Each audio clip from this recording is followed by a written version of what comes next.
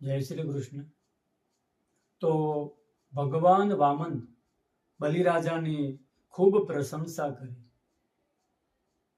બલિ વિચાર કરે, આ તો મારા આખા કુળને જાણે છે, કોને શું કર્યું અને એ પણ બધું ખબર છે, અને લાગે છે આ ત્રિકાળ જ્ઞાની છે. બલિ તો પ્રભાવિત થયા, બોલ્યા, આ બધું તો તમારા જેવા બ્રાહ્મણોના આશીર્વાદથી જ છે. તમે મારી પ્રશંસા ન કરો અને જે ઈચ્છા હોય તે માગી લો. ભગવાન કહે, મારે માગવાની કોઈ ઈચ્છા નથી, ફક્ત તમારા દર્શનની ઈચ્છા હતી. એ તો સાંભળ્યું હતું કે તમે તો મોટા બ્રાહ્મણના ભક્ત છો, તો તમારા દર્શન કરવા માટે આવ્યો. બલિ કહે, હું એટલું તો જાણું છું કે કોઈ પણ બ્રાહ્મણ વગર કારણે કોઈના ઘરે જતો નથી, માટે કંઈક ઈચ્છા હશે જ. તમે શરમમાં ન રહો. વામન ભગવાન કહે, ઈચ્છા ન હતી, પણ આટલો આગ્રહ કરે છે તો તમે દાન આપ્યા વગર માનવા વાળા પણ નથી, તો વધારે નહીં માંગુ. બસ એક ઈચ્છા છે કે પદાને તે ત્રીણિ દૈત્રેન્દ્ર સંમિતાની પદા મમ.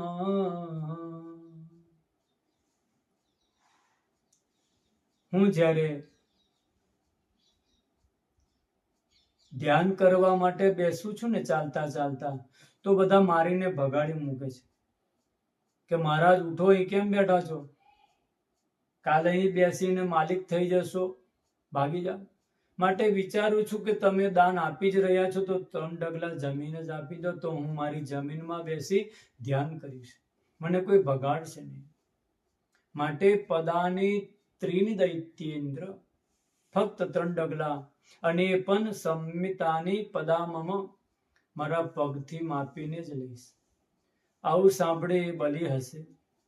બલિ બોલ્યા, અરે બ્રાહ્મણ દેવ, તમે પ્રશંસા કરી તો હું સમજો કે શું માગશે.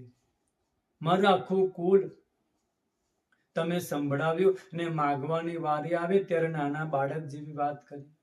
વાતો પરથી તો એવું લાગતું હતું કે બધાના પરદાદા તમે જ છો, અને માગવાનો વારો આવ્યો તો જેવો તું વામન છે એવી તે પણ તારી બુદ્ધિ પણ વામન, તને માગતા ન આવ્યો. અહો બ્રાહ્મણ દાયાદા વચસ્તે વૃદ્ધ સંમતા, ત્વમ બાલો બાલિશમતિ સ્વાર્થમ પ્રત્યબુધો યથા. તું સ્વાર્થ સિદ્ધિ માટે અબુધ છે. કોની પાસે શું માંગુ છું, થોડું વિચારવું જોઈએ. ત્યારે વામન ભગવાન થોડો ત્યાગ બતાવ્યો. જોયું મહારાજ, બ્રાહ્મણે સંતોષી હોવું જોઈએ. જેટલામાં ગુજરાન ચાલે ને એટલું જ દાન લેવું જોઈએ. દાન લેવું સરળ છે, પરંતુ દાનના દોષને પચાવવાનું ઘણું જ કઠિન હોય છે. યદૃચ્છયોપપન્નેન સંતુષ્ટો વર્તતે સુખમ, નામ સંતુષ્ટ સ્ત્રીભિર્લોકેર અચિતાત્મો મપાસાદિતે. જેટલું મળે એમાં સંતુષ્ટ રહે એ જ સાચો સુખી. અને જેની ઈચ્છાઓ વશમાં નથી ને, એને તમે 3 લોકનો રાજા બનાવો તો પણ એ તૃપ્ત થવાનો નથી.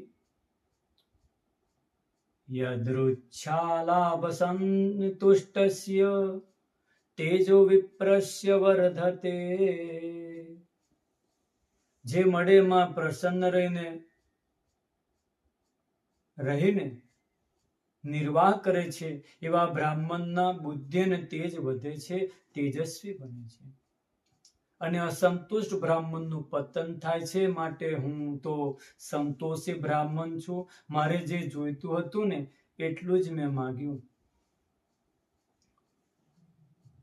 એતાવતૈવ સિદ્ધોહમ વિત્તમ યાવત પ્રયોજનમ.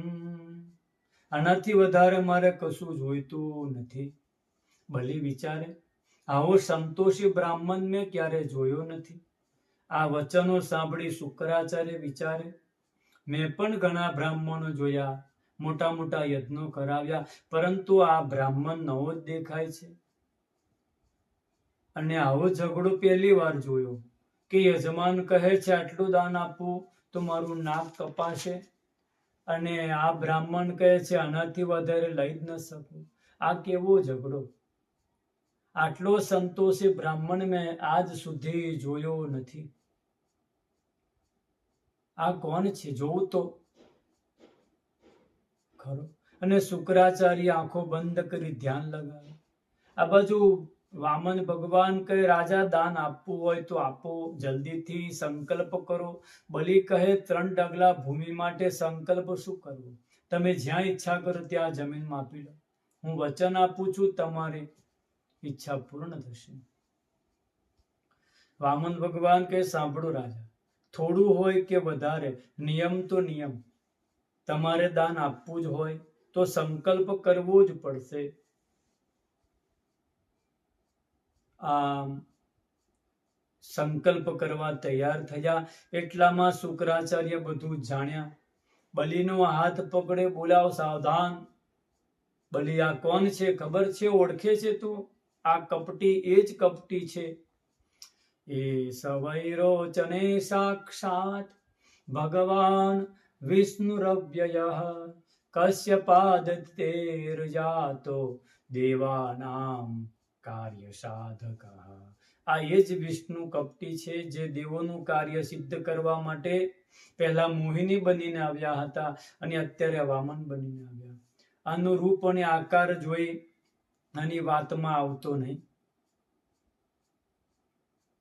આ ઈચ્છા કરે છે તો 2 ડગલામાં આખું બ્રહ્માંડ માપી લેશે. આ દેખાવમાં નાનો છે, અને કોઈ દાન આપીશ નહીં. બલિ કહે, હું તો આને વચન આપી ચૂક્યો છું. થોડું જો હું વચન આપીને ભૂમિ ન આપું તો મારા કુલની પરંપરા નથી.